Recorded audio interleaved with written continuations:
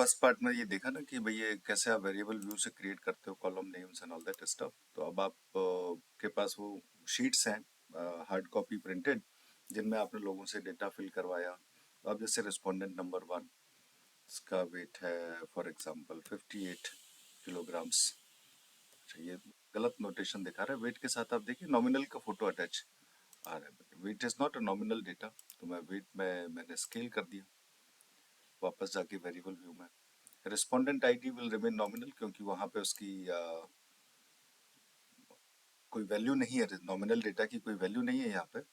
Value नहीं है से मेरा मतलब nominal data is use for classification, तो इसके मीन और ये सारे कैलकुलेशन का बहुत वैल्यू नहीं होगा, इसलिए उसको नॉमिनल रखते हैं। डेटा व्यू वापस चलते हैं, देखिए डेट आप वेट आपको 58 दिख रहा है।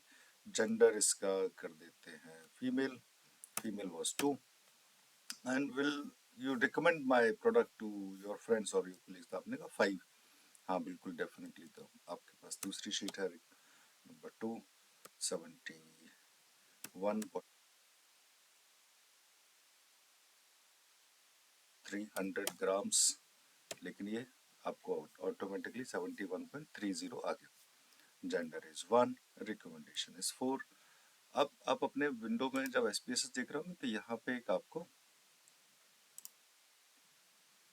एक वो दिखेगा नोटेशन, जिसको आप कहते हो एक आइकन जिसको आप कहते हो 1 और ए वाला जो एरो है, इसको आप जब क्लिक करेंगे ना तो आप देखेंगे कि ये सारी वैल्यूज चेंज हो जाती है। जब आपने जहाँ 5 भरा था वहाँ स्ट्रांगली एग्री आ गया, जहाँ 2 भरा था वहाँ फीमेल आ गया। तो कभी आपको डेटा वैलिडेशन के लिए जब देखना होता है कि भाई इसको डेटा किस तरह से वैलिडेट कर सकते हैं, how this data can be validated, उस टाइम पे ये इस तरह से काम आता है।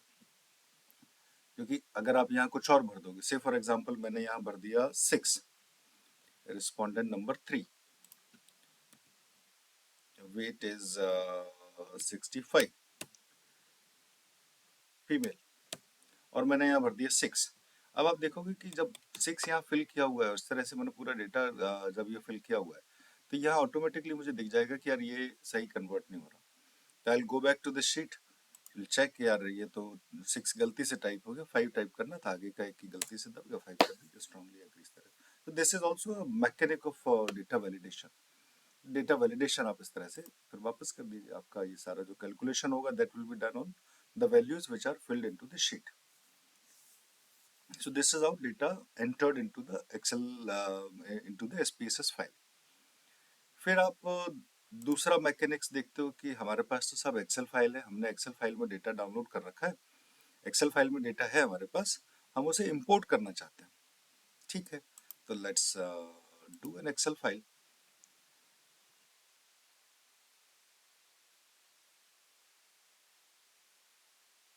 थोड़ी देर के लिए मान लेते हैं कि भाई मैं ये डेटा कॉपी कर लेता हूँ, जो हमने यहाँ कार सेल्स में किया था ना, इस डेटा को मैं कॉपी कर लेता हूँ, तो हमारा काम आसान हो जाएगा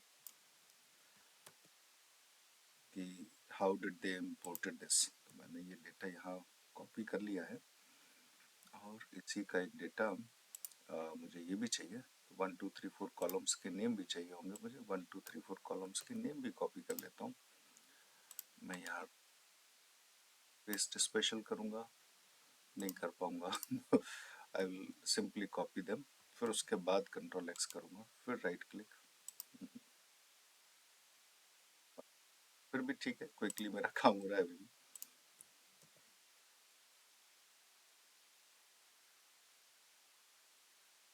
जस्ट फॉर एग्जाम्पल आपके पास इस तरह का डेटा ऑलरेडी है, वे हमें इसी डेटा को एसपीएसएस में इंपोर्ट करना है। इसको सेव कर लेते हैं फाइल को, डाउनलोड्स में जाके वही एसपीएसएस इंपोर्ट के नाम से अभी मैं सेव कर लिया फाइल। ठीक है, let's close this Excel sheet. अब चलते हैं एसपीएसएस के पास, और यहाँ इसको बोलते हैं कि भाई फाइल में जाके मेरी फाइल इंपोर्ट करवाओ। भाई मेरे पास जो डेटा है वो आपके पास डेटाबेस फाइल में जाइए, इंपोर्ट डेटा में जाइए, एक्सेल। और भी आप देखोगे टेक्स्ट डेटा या डीबेस या पुराने वाले लोटस 1 2 3 या किसी भी और तरह के सॉफ्टवेयर में अगर आपके पास डेटा है तो that can also be imported. Click on Excel, चलते हैं डाउनलोड्स फोल्डर में, जो आसानी से मिल जाता है सब जगह। अब फाइल का क्या नाम रखा था मैंने, SPSS import XLS।